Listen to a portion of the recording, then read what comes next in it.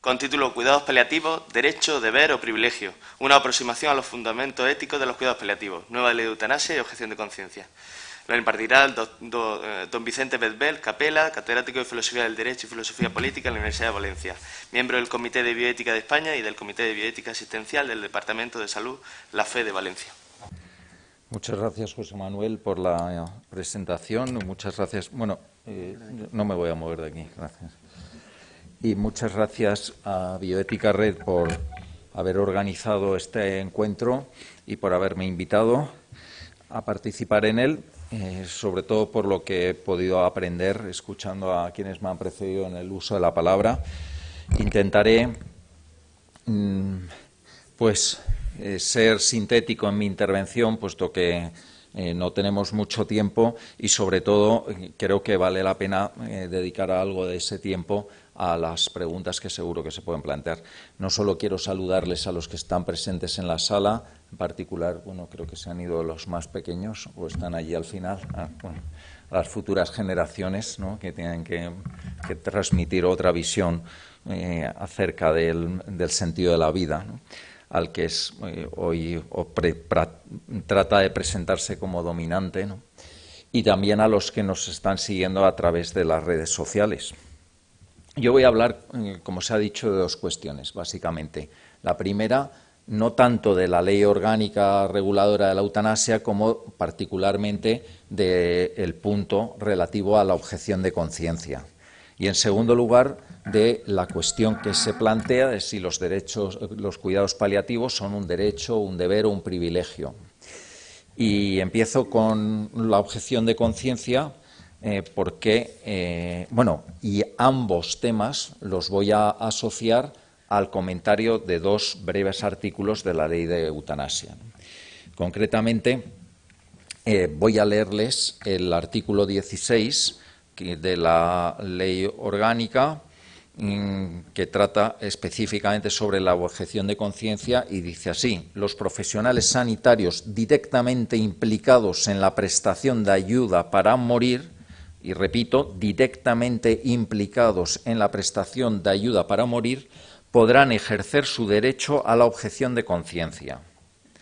Primer párrafo. Por tanto, ¿quién puede pedir la objeción de conciencia? Los que estén directamente implicados en la prestación. Lo que hay que interpretar es lo que se entienda por directamente implicados, ¿no? Ahora lo veremos. Segundo punto, el rechazo o negativa a realizar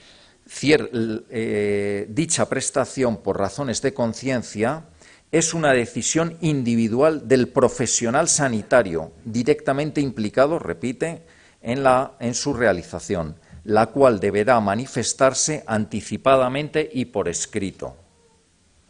Bueno, este párrafo ha sido interpretado como que la ley no permite la que se conoce como objeción de conciencia institucional, es decir, como que no permite que un hospital en bloque o una residencia de mayores diga: en este centro no se va a hacer eutanasia, ¿no?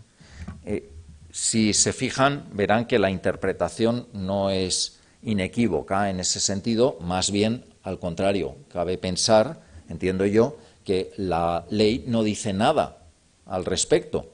Y, por el contrario, hay una norma superior, que es la Constitución, y la Constitución sí que reconoce la libertad de conciencia y la libertad de empresa y la libertad, en definitiva, de promover iniciativas sociales que sean conformes a un determinado ideario, ¿no?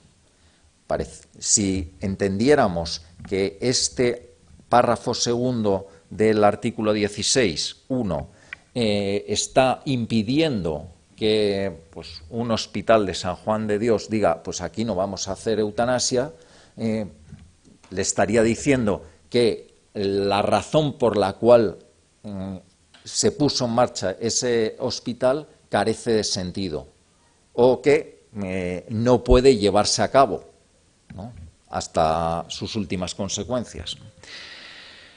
Y en el segundo párrafo de este mismo artículo se dice: las administraciones sanitarias crearán un registro de profesionales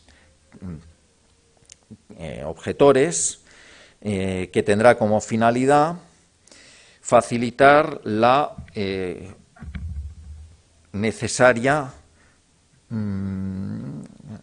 información a la Administración sanitaria para que ésta pueda garantizar una adecuada gestión de la prestación de ayuda a morir. Por tanto, está previsto, según la ley, que se creen registros de objetores que tendrán que, bueno, lógicamente, pues ser sujetos al principio de estricta confidencialidad y respetuosos con la normativa de protección de datos personales, evidentemente, pero dice que estos registros se crean con el objetivo de garantizar la prestación.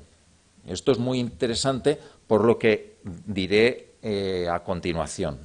Entonces, vamos a comentar ahora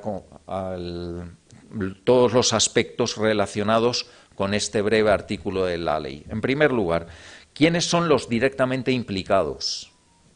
Y aquí uno puede pensar que directamente implicado está el médico y la enfermera, puesto que, según la ley, son los que pueden poner la inyección, ¿no? Pero, y si se entiende que la prestación es un acto médico, parece que estos son los específicamente, particularmente los médicos, los encargados de llevarla a cabo y, por tanto, los únicos que podrían prestarla. Pero, ¿realmente cabe pensar primero que la prestación es un acto médico o es un acto sanitario? Porque no es lo mismo. Un acto médico está definido por la profesión sanitaria. Un acto sanitario está definido por la ley reguladora de los servicios sanitarios de un país, ¿no? Entonces, yo creo que más bien hay que calificarla como de acto sanitario y no de acto médico, ¿no? En segundo lugar, claro, la prestación no solo abarca el momento en el que un paciente recibe una inyección letal, ¿no?, sino que hay todo un proceso que presuntamente es muy garantista, pero a mi modo de ver es muy burocrático y poco garantista, muy confuso, pero bueno, en cualquier caso, son muchos los que intervienen directamente en la prestación. Por ejemplo, el farmacéutico que prepara el fármaco con el que se va a dar muerte. El consultor que dice que si realmente se cumplen las condiciones establecidas o no. El médico responsable, aunque no sea el que finalmente lleve a cabo la aplicación de la inyección, ¿no? En definitiva, cabe pensar el celador. Imaginemos que hay una sala en la que se lleva a cabo, en un hospital, en la que se lleva a cabo la muerte de los pacientes, ¿no? Entonces, de pronto al celador le dicen, llévala a la sala.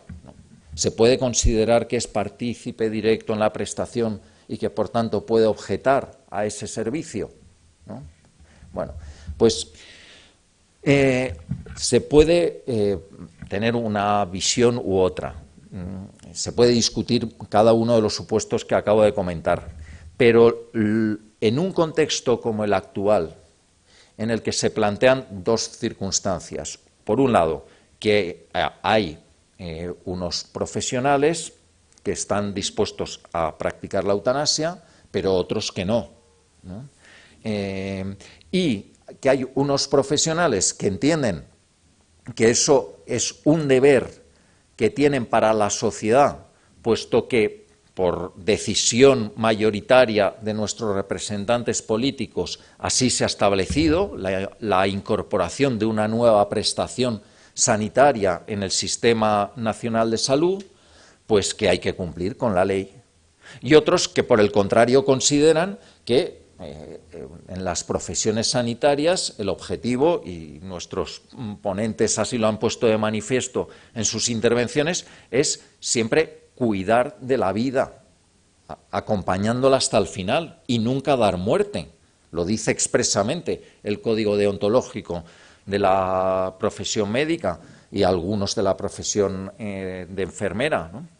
Entonces, en ese contexto, en la que hay una diversidad de visiones, podemos o mantener posiciones rígidas que den lugar a una conflictividad, a una polarización y, en última instancia, a un perjuicio a la asistencia al paciente, o que tratemos de crear un clima de convivencia entre personas que tienen unas visiones muy distintas sobre un aspecto muy importante, ¿no?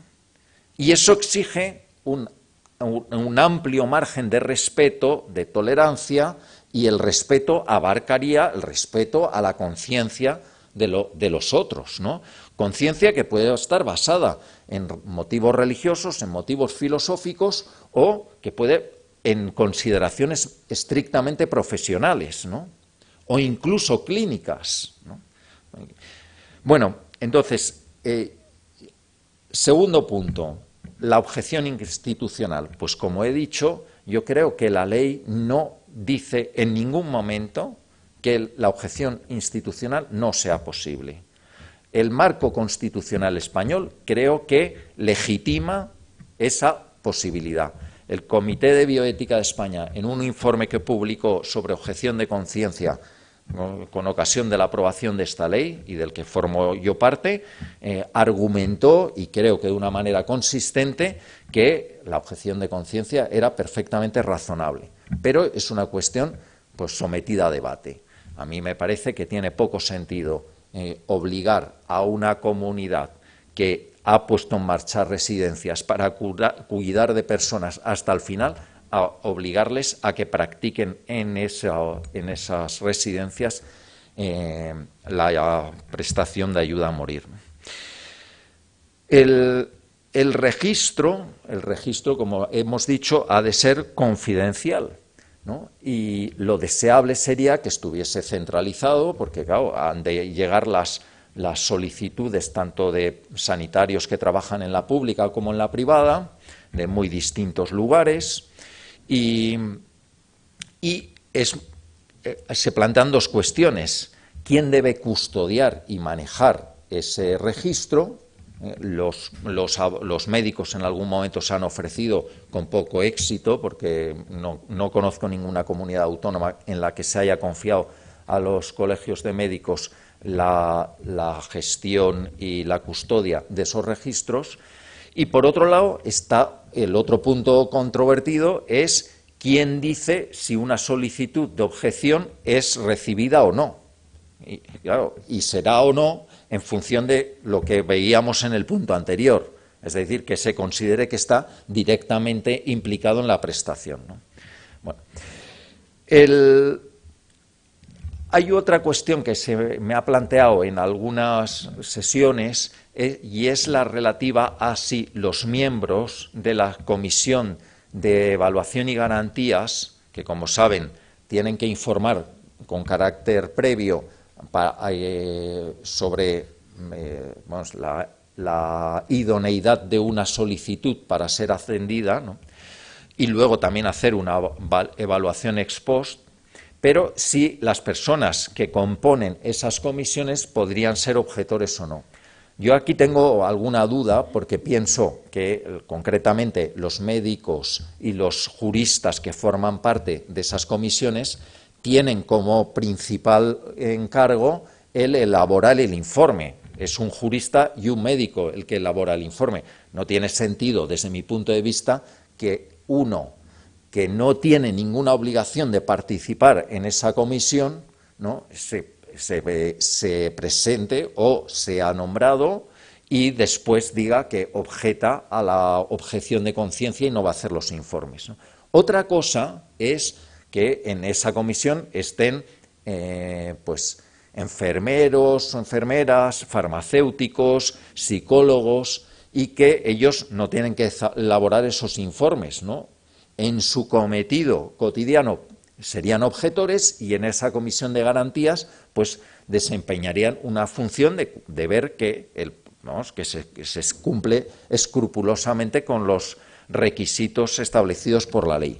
Bueno, es una cuestión espinosa y que se planteó porque en algunos colegios profesionales, cuando se les ha solicitado candidatos para integrar las comisiones de garantías, pues han ofrecido como candidatos personas que eran objetoras, ¿no? Y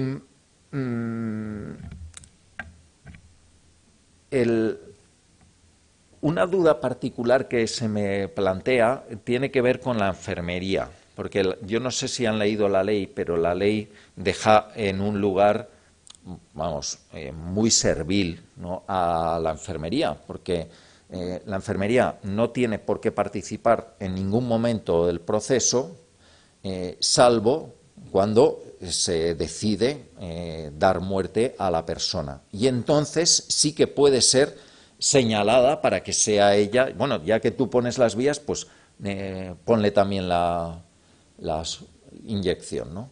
Y entonces a mí se me planteaba la duda de si, por supuesto que tiene todo el derecho del mundo a objetar, o si en cualquier caso sería exigible a una persona que no ha participado para nada en el proceso de toma de decisión sobre si esta petición es tributaria o no de ser atendida, si a continuación se le puede pedir que sea el brazo ejecutor de la prestación. Si yo no he participado para nada, no me ahora hagas partícipe ejecutora de algo en cuya decisión yo no he tenido ni arte ni parte, ¿no? No sería un motivo de objeción de conciencia, sino simplemente decir, bueno, si tú quieres que yo participe y por tanto, en su caso, pueda dar muerte al paciente cuando así se autorice, previa a su solicitud, pues en el marco de una participación razonable, ¿no?, como parte de un equipo de atención, ¿no?, del que formo. Y dos cuestiones controvertidas, uy, que voy muy mal de tiempo, dos cuestiones controvertidas, simplemente las apunto. No sé si han pensado en que, tal como está contemplada la regulación de la eutanasia en estos momentos, pues los peticionarios pueden ser muchísimos.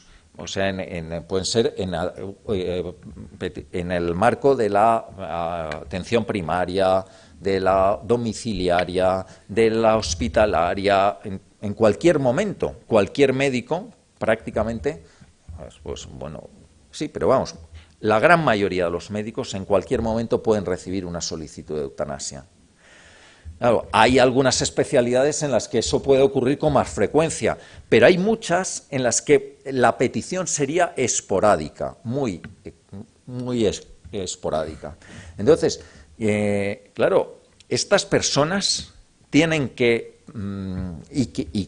contando con que tengan motivos de conciencia para prestar la ayuda a morir, tienen que objetar, ¿no? Yo soy médico pediatra, ¿no? Soy pediatra en un centro de primaria. Bueno, yo no sé lo que puede pasar si un día tengo un paciente con cáncer y tal. Bueno, pediatra no, porque no, la mayoría de edad es requisito para la eutanasia, ¿no? Pero bueno, entonces, claro, nos podemos encontrar con que pueda haber médicos que estén familiarizados con la prestación, pero otros que no lo estén en absoluto, ¿no?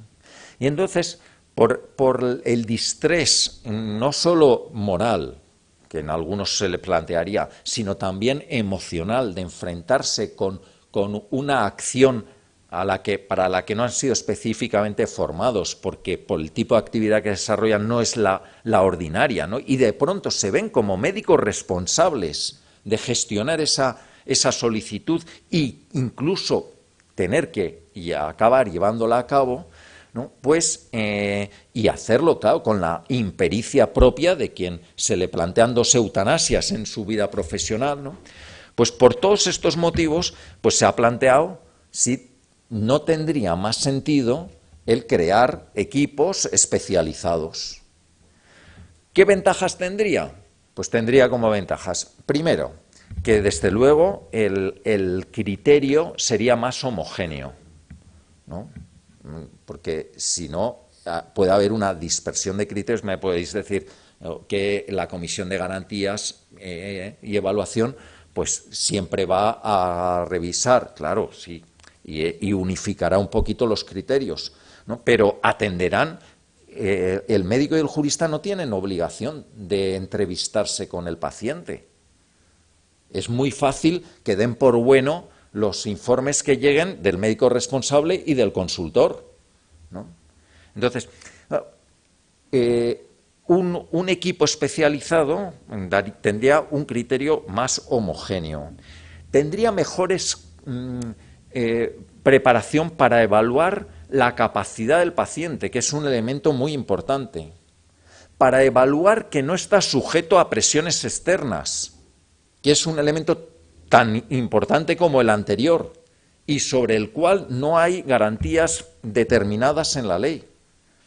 Y además lo harían, pues, harían mucho mejor probablemente el proceso de deliberativo, ¿no?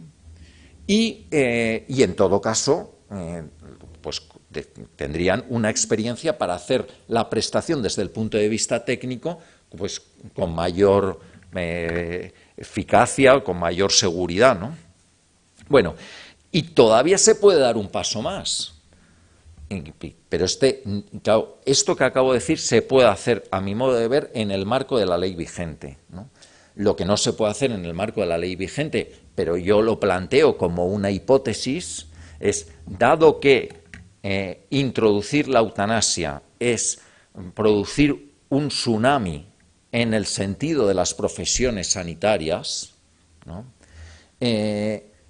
¿Por qué, si una sociedad quiere aceptar la eutanasia, tiene necesariamente que incorporarla al sistema sanitario? ¿Por qué no la presta en el marco de un sistema específicamente creado para prestar ese servicio, ¿no? Esta es una cuestión muy controvertida que probablemente muy pocos no solo acepten, sino que ni siquiera estén dispuestos a considerar, pero yo la brindo porque me parece que es tan de entrada, ¿no? De entrada, por lo menos, tan difícil conciliar la lógica de la medicina hipocrática con la eutanasia como el agua con el aceite, ¿no? Y el riesgo que eso entraña para un sistema sanitario y para la percepción social de la sanidad es tremendo. Bueno, y pasamos, aunque, simplemente lo voy a enunciar porque me he excedido con mucho el tiempo que debería hablar. Los cuidados, muy sencillamente, los cuidados paliativos deberían ser un derecho,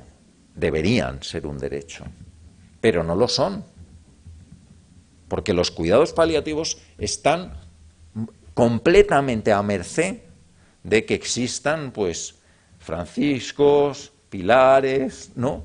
Pero que haya una política autonómica, que coyunturalmente preste más atención a esta cuestión, pero no existe una ley. Sí que existe una ley que garantiza un derecho prestacional hoy en día en España, que es el derecho a la eutanasia, pero no hay una ley que garantice hoy en día en España una cobertura integral en cuidados paliativos.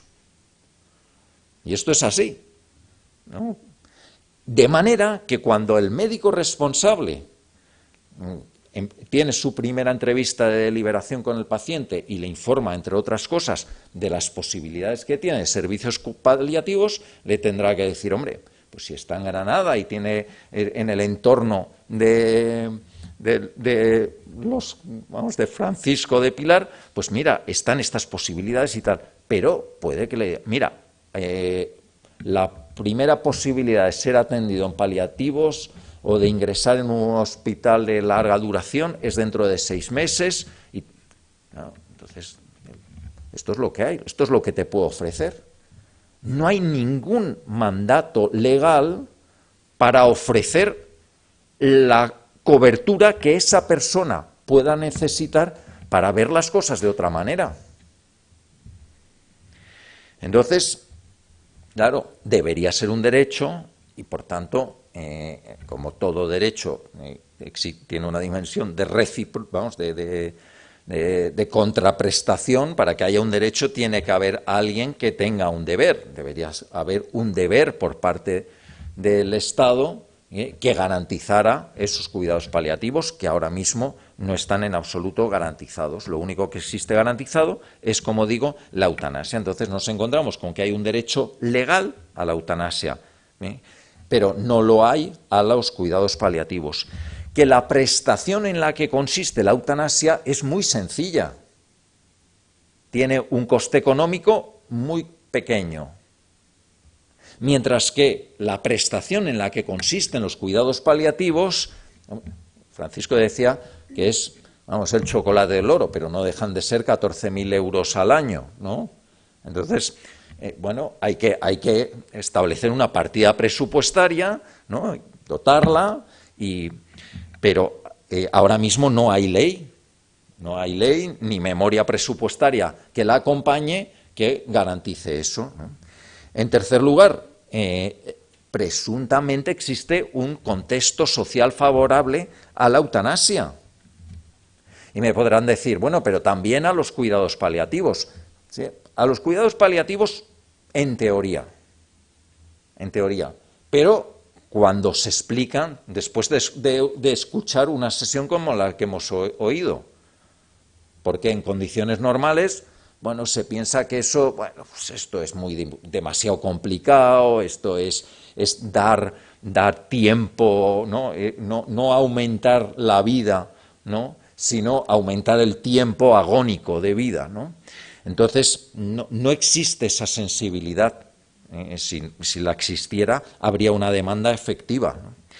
Y además, y para acabar, cualquiera es competente para practicar una eutanasia. Hace falta muy poquita formación para prestar una eutanasia con un mínimo de seguridad. Mientras que, como se nos ha señalado, pues para prestar unos cuidados paliativos merecedores de ese nombre, sí. ¿Son posibles? Sí. ¿Son caros? No mucho. Pero exigen una gran cualificación y equipos bien dotados y bien coordinados y coordinados entre sí y coordinados con la familia y un respaldo social robusto, ¿no? Cosas que, como digo, pues no se dan en estos. En definitiva, y ahora ya sí, acabo con 3 mensajes muy sucintos. Entiendo que la objeción de conciencia debería interpretarse en unos términos no amplios, no generosos, sino en unos términos ajustados al marco constitucional, ¿no? Que permiten que realmente cualquier persona que tenga directa relación con la prestación eutanásica pueda objetar. En segundo lugar, no sería mala idea, a mi modo de ver, considerar la posibilidad de que se establecieran unidades específicamente dedicadas a este cometido. Entre otras cosas, y no lo he dicho antes, pero esto me parece también importante, porque sería más fácil el que las personas que se han ido ocupando de los pacientes pudieran mantener el cuidado del paciente casi hasta el final, sin ver comprometida su conciencia, y que luego, llegado el momento, pues la prestación la llevara a cabo este equipo, ¿no? Porque entiendo que puede resultar traumático tanto para el paciente, pues, en primer lugar, y sobre todo, pero también para los médicos y los equipos asistenciales, pues dejar de cuidar al paciente por una cuestión de conciencia, ¿no? De esta manera se conciliaría mejor estas dos situaciones. Y finalmente, creo que debemos tomarnos mucho más en serio los cuidados paliativos, puesto que de otro modo, y en contra de lo que a mi modo de ver es el espíritu de la ley, que la ley no consagra el derecho a la eutanasia, en absoluto. La ley consagra que si tú estás en dos de supuestos habilitantes para solicitar la eutanasia, puedas recibirla, ¿no? Que no tiene nada que ver con el derecho a disponer de la propia vida, ¿no? Bueno, si queremos que la eutanasia se mantenga como una excepcionalidad dentro del sistema sanitario, es una urgencia, una prioridad mayúscula el potenciar los cuidados paliativos. Muchas gracias.